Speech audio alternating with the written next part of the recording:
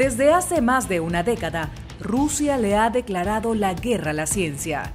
En esta edición de Efecto Naim, exploramos por qué el gobierno de Vladimir Putin ha estado propagando peligrosas mentiras y teorías conspirativas sobre emergencias de salud pública.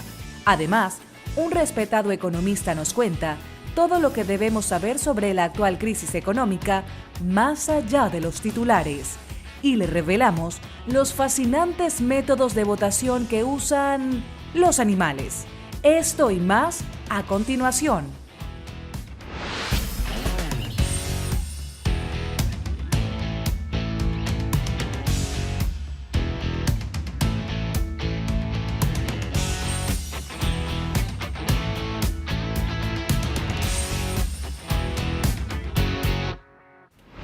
Bienvenidos, soy Moisés Naim desde Washington. Encantado de tenerlos en mi casa, encantado de estar en vuestra casa para volver a conversar sobre el mundo.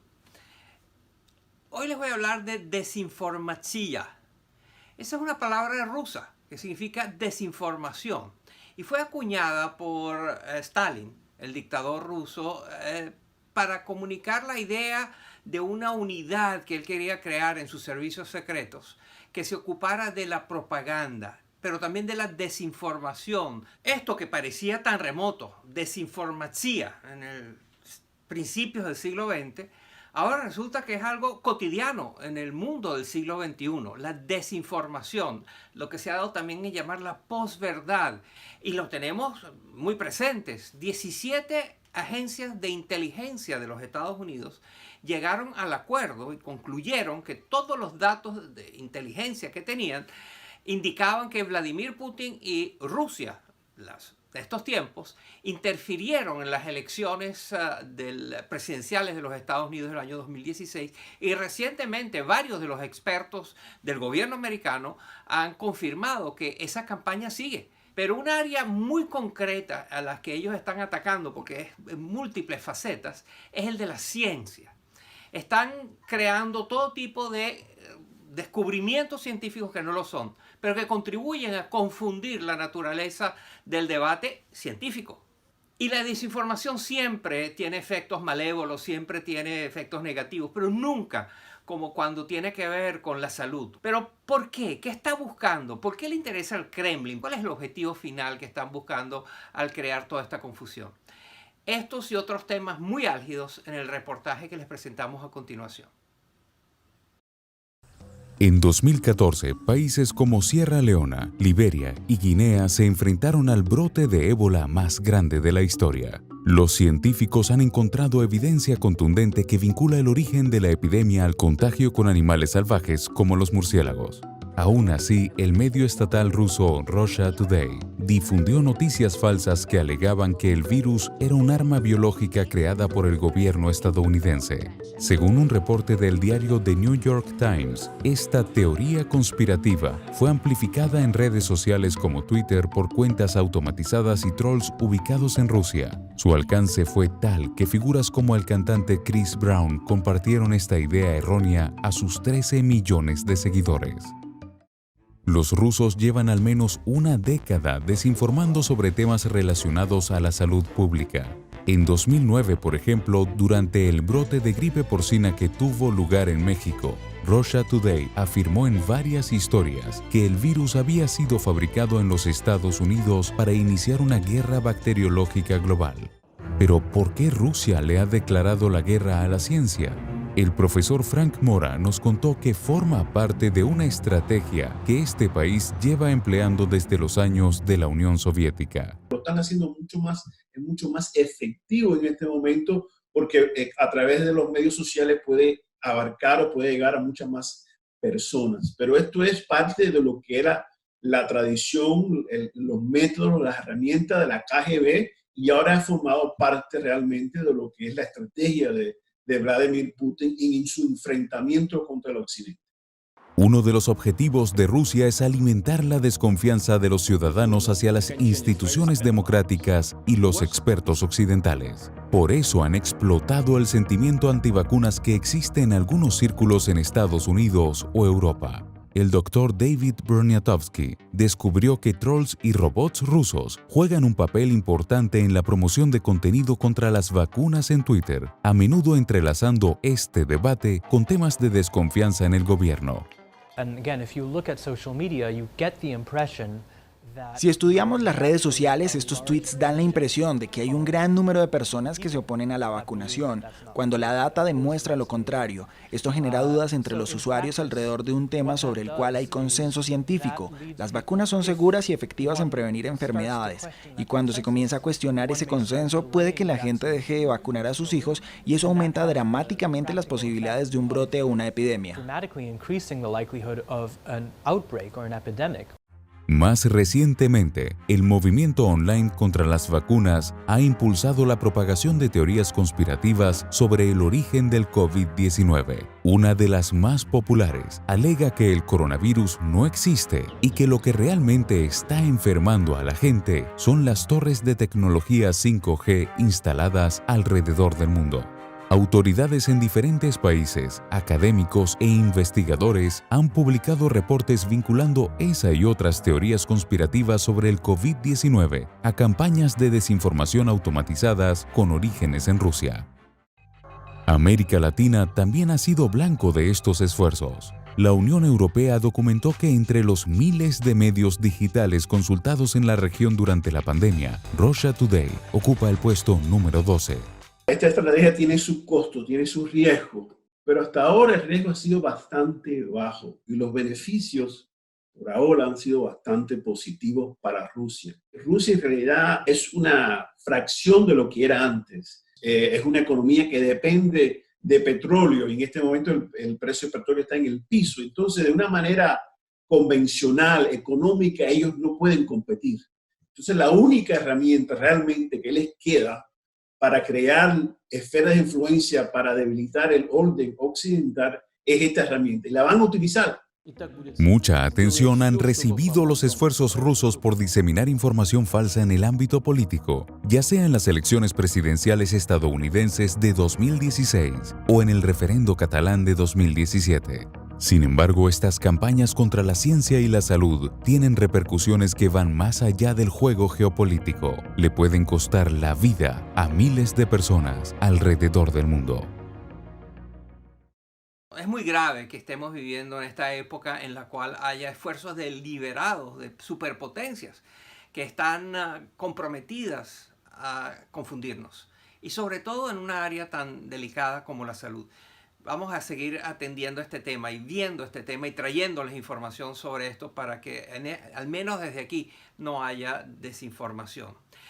A continuación, cuando regresemos a la pausa, voy a conversar con uno de los expertos más reconocidos sobre el tema de la economía europea y sus repercusiones en el mundo y sobre los efectos que está teniendo la crisis económica causada por la pandemia, causada por la reacción que han tenido los gobiernos a la pandemia.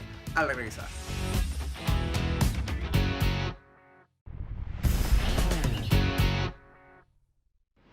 La economía mundial, las consecuencias que han tenido las reacciones de los gobiernos a la pandemia sobre la economía. Las conocemos, las vemos cada vez en la televisión, en los periódicos, en la radio. Desempleo desatado, empresas quebrando y una cantidad de dinero que se está tirando para tratar de salvar empresas, para tratar de apoyar a la gente desempleada, que son medidas necesarias, pero que tienen consecuencias económicas inéditas. Para ayudarnos a entender mejor todo esto, tengo hoy con nosotros a Ángel Ubide. Él es un economista español que ha trabajado fuera de España durante muchos años, ha tenido cargos muy importantes en el Fondo Monetario Internacional, ha trabajado para las principales organizaciones financieras de Wall Street y él es, no debo decir, él es de las personas que yo llamo cuando quiero entender qué está pasando y qué va a pasar con la economía global. Recientemente Ángel Ubide ha publicado un libro muy importante que ha tenido amplio reconocimiento, se llama La paradoja del riesgo. Y es sobre todos estos temas. Es un libro que fue hecho antes de la pandemia, pero que nos da también ideas de cómo intervenir y qué consecuencias pueden tener estas intervenciones de los gobiernos en la economía que estamos viendo. Aquí está mi conversación con el economista Ángel Ubide. Cuando uno habla con los economistas, el mensaje siempre es el mismo. Esta es una crisis económica que no tiene precedentes en la historia de la humanidad, que nos afecta a todos. No tenemos instrumentos muy claros y hay mucho que no sabemos, pero lo que sí sabemos es que los gobiernos tienen que enfrentarlo con todo. Y en esto está creando todo tipo de situaciones, algunas de las cuales son efectos no anticipados. ¿Usted nos puede hablar un poco de las consecuencias no anticipadas de esta crisis económica?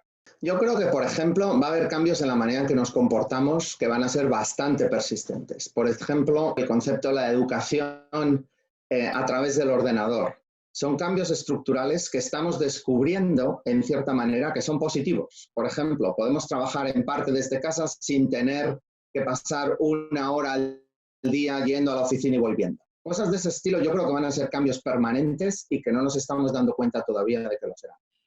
Hay daños irreparables que ha hecho esta crisis. ¿Cuáles son? Los gobiernos han puesto a la economía en un coma inducido, la han puesto a dormir. Entonces dependerá del tipo de tratamiento que se le dé para que al despertarse no genere secuelas. Entonces todos los programas económicos que se están poniendo para evitar las quiebras, para evitar el desempleo de larga duración, son fundamentales. Una de las sorpresas de esta crisis económica es todo lo que tiene que ver con la deuda. Ahora parece que la deuda es deseable, que todo el mundo se tiene que endeudar, que la deuda, que los efectos negativos de un alto endeudamiento no son tan negativos. Explíquenos eso. La deuda no es ni buena ni mala. Es decir, depende de para qué se usa. Entonces, en el pasado, la deuda se ha usado para financiar programas de gastos que eran improductivos. Se utilizaba para consumo, se utilizaba para cosas que no generaban crecimiento de largo plazo. La situación actual es distinta. Los programas fiscales que se están poniendo en práctica hoy en día son para evitar un daño de largo plazo del crecimiento. Es decir, si esto se hace bien, esta deuda se financia sola. Se financia ella a través del crecimiento que se va a generar en los próximos meses, en los próximos trimestres, como raíz de que no se ha producido un daño de largo plazo. ¿Usted cree que hay riesgos que no se están tomando y se deberían tomar? Mira, yo creo que el concepto fundamental ahora es el siguiente. Si los gobiernos, si los bancos centrales no toman suficiente riesgo en estos momentos, entonces pecarán por defecto, es decir, tomarán excesivamente poco riesgo y al final el daño en términos de crecimiento y de bienestar será mayor. Entonces, aunque parezca una paradoja, cuanto más riesgo se asuma ahora, mejor. Todos los países, Estados Unidos, en Europa, en América Latina, hay este movimiento, este programa de darle dinero a personas automáticamente, sin mayores condiciones y preguntas. Esto que se llama el ingreso mínimo universal se ha generalizado y es, por supuesto, muy controversial. Cuéntenos de esto y cómo lo ve usted. A mí me gusta más llamarlo ingreso básico garantizado, más que universal, porque lo que queremos es que todo el mundo tenga acceso a ese mínimo. Esto no significa mandarle un cheque a todo el mundo independientemente del nivel de ingresos.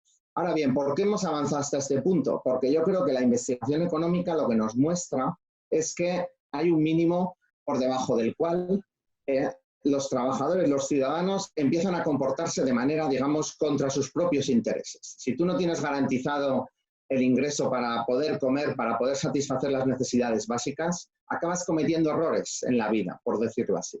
Entonces, el concepto de ingreso mínimo, ingreso básico garantizado, va en esa dirección. Y yo creo que es una buena idea, ¿sí? Esta es una crisis global, es una crisis económica que ha atacado a todos los países. ¿Cuáles son los países que están saliendo bien de esto? Mira, ha sido al final una cuestión de qué país ha contenido mejor la pandemia y ha actuado más rápido. Entonces, tenemos el caso de Corea del Sur, que actuó muy rápidamente porque tenían también un poco la experiencia de situaciones anteriores en Asia en los últimos años y es uno de los países donde el impacto está siendo menor.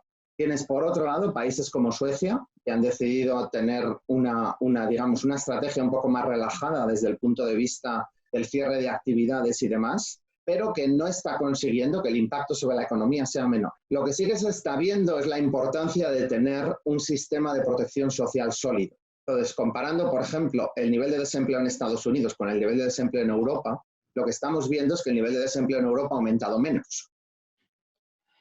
Y para terminar, alguien que nos está viendo y que se dice, bueno, pero me hablan de lo que hacen los gobiernos, de lo que hacen las grandes organizaciones financieras del mundo, los multilaterales, ¿y yo qué hago? Lo que hay que hacer es preocuparte de tu propia salud y preocuparte de que, por un lado, no contagiarse del virus y por otro lado, no contagiarlo.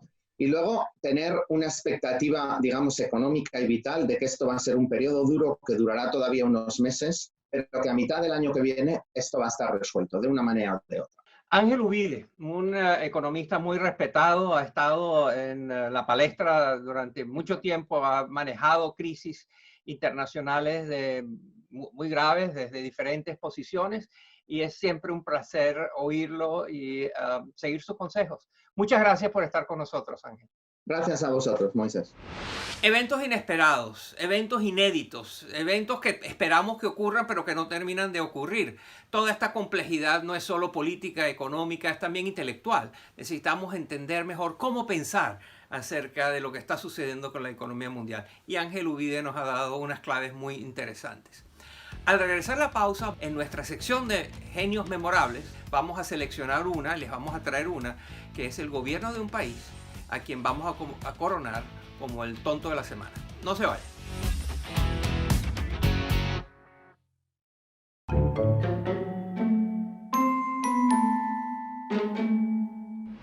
Estamos coronando genios, estamos utilizando la pandemia para seleccionar genios, personas o instituciones que aprovechan la pandemia o que debido a la pandemia se salen con la suya y hacen barbaridades, hacen tonterías, cometen a veces abusos de poder, hay actos de corrupción, etc. Y hoy les traigo uno de estos candidatos a genio memorable de la semana, que es un gobierno. Se trata del gobierno de la isla de Puerto Rico, gobernado por la señora Wanda Vázquez, la gobernadora del estado. Y es muy interesante ver cómo nadie aprende en cabeza ajena, y ciertamente también eso se aplica a algunos gobiernos. El año pasado, los predecesores del gobierno actual de Puerto Rico, quienes estaban antes a cargo, fueron sacados del poder por todo tipo de abusos, todo tipo de trampas, todo tipo de indicadores de corrupción.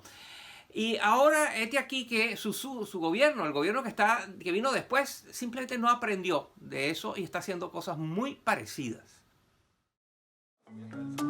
En medio de la pandemia, el gobierno de Puerto Rico evaluó ofertas de diferentes empresas médicas para conseguir pruebas de COVID-19. Pero en lugar de acudir a los expertos en la materia, decidieron firmar un contrato con una compañía de construcción que serviría como intermediaria para adquirir 1 millón de pruebas de una empresa en Australia. Ese contrato fue de $38 millones, según medios del país, de las ofertas más caras. Pero las costosas pruebas nunca llegaron. El 15 de abril, los ciudadanos salieron en sus coches a protestar. Al día siguiente, la gobernadora Wanda Vázquez aseguró que el contrato se había anulado y procedió a mantener 6 días de silencio mediático. Cuando finalmente decidió hablar, no lo hizo en una rueda de prensa regular. Gobernadora, gracias por estar aquí. ¿Cómo se siente? El placer es mío, Comay. Gracias por la oportunidad de estar aquí. La gobernadora fue entrevistada por una marioneta llamada La Comay, quien es la presentadora de un programa de noticias y, sobre todo, de chismes. Vázquez pareció sentirse muy cómoda en esa conversación, a diferencia de su entrevista en el canal de noticias Telemundo Puerto Rico, cuando le preguntaron sobre otra irregularidad en la compra de ventiladores. A mí no me interesa el resultado político. Quiere decir que usted no sabe, al momento de ahora, usted no sabe quién fue la persona que llamó para decir que en 20 minutos se tenía que firmar un contrato. Eso es todo. Son muchos los puertorriqueños que le exigen al gobierno responder por sus acciones, pero la gobernadora y su gabinete parecen necesitar otro receso de los medios. Genios memorables, coronados como tales. Si usted conoce de algún individuo, de alguna institución, de algún gobierno que merezca ser coronado como uno de los genios de la semana, por favor avísenos. Utilice mi cuenta personal en Twitter, @MoisésNaim, o la cuenta del programa, @EfectoNaim. Y para terminar el programa les traigo una sorpresa. Vamos a hablar de votos, de votaciones, pero en el reino animal.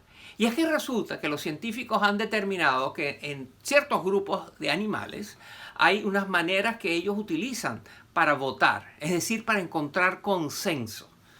Es muy interesante y muy sorprendente. Miren. Cada mañana, las suricatas salen en búsqueda de alimento. Cuando un integrante de la manada quiere avanzar a un terreno diferente, hace este maullido. Pero para que todo el grupo se anime a seguirlo, al menos 3 integrantes deben repetir el llamado. Los perros salvajes africanos tienen una forma peculiar de tomar decisiones, estornudando. Si un perro quiere ir a cazar, estornuda para comunicárselo al resto de la jauría. Entre más estornudos emita el grupo, es más probable que se vayan de cacería. Entre los búfalos africanos, son las hembras adultas las que deciden. Para elegir su próximo destino, se ponen de pie, apuntan con la cabeza hacia una dirección y luego se vuelven a recostar. Al finalizar la votación, el grupo se dirige hacia la dirección que recibió más miradas. Las hembras también son clave en la sociedad de chimpancés. Para que un macho pueda obtener su estatus como alfa y gobernar, tiene que ser aceptado por ellas. Si las hembras consideran que el candidato no será un buen líder para el grupo, se niegan a aparearse con él. A la hora de escoger nuevo hogar, las abejas europeas son bastante meticulosas. Centenares de exploradoras se despliegan en diferentes direcciones en busca del sitio perfecto. Al encontrarlo, regresan al enjambre y cada una realiza una danza para describir las características del lugar. A medida que bailan, unas exploradoras convencen a otras de unirse a su coreografía para que sus danzas coincidan. Cuando todas están bailando el mismo ritmo, el enjambre se dirige a su nuevo hogar. La democracia triunfa en el reino animal y ojalá que siga triunfando en el ámbito de los seres humanos. Hasta aquí el programa de hoy. Espero que les haya interesado, espero que les haya divertido. Nos vemos la semana que viene.